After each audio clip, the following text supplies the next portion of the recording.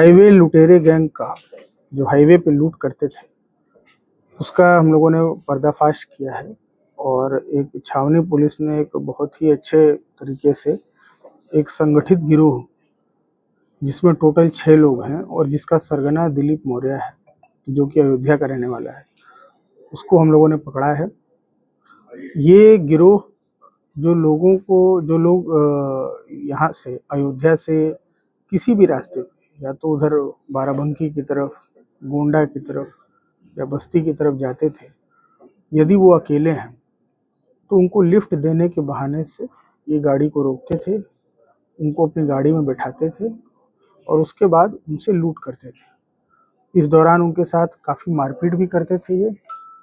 और फिर उसके बाद जब उन्हें काफ़ी पीट देते थे और अधमरा समझ के उनको कहीं भी ये छोड़कर डालकर चले जाते थे और जो भी कुछ उनके पास से मिलता था उसको वो लूट लेते थे। तो एक घटना हमारे यहाँ भी हुई थी थाना छावनी क्षेत्र में। उसकी सूचना मिलते ही हम लोगों ने अपनी टीमों को लगाया था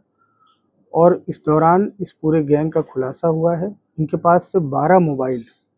जो विभिन्न घटनाओं में लूटे गए थे, एक अर्टिगा गाड़ी जो कि घटना करने के लिए प्रयुक्त होती थी,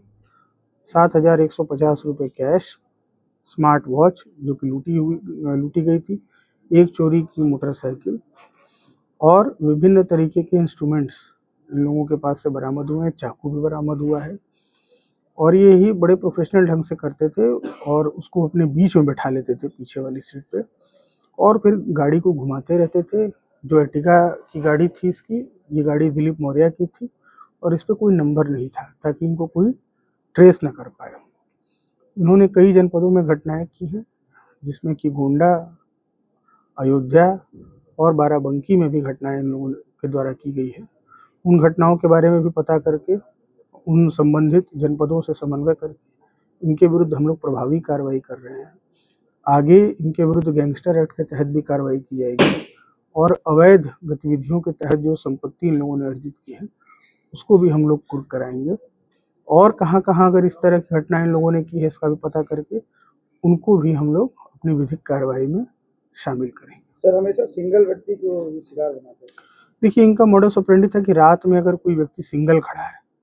तो वो इनके लिए ईजी शिकार होता था और उसको टारगेट करते थे, पीछे वाली सीट पे उसको बैठाना, तुरंत उसको पिस्टल दिखाना, फिर उसके बाद एक तौलिया से उसका गर्दन को दबा देते थे और उसके साथ फिर मारपीट करके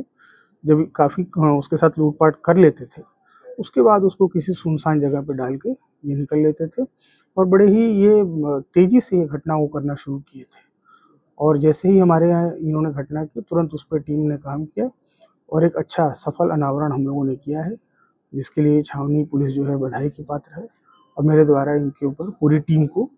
25,000 रुपये नगद इनाम दिया जाता है। ठीक है।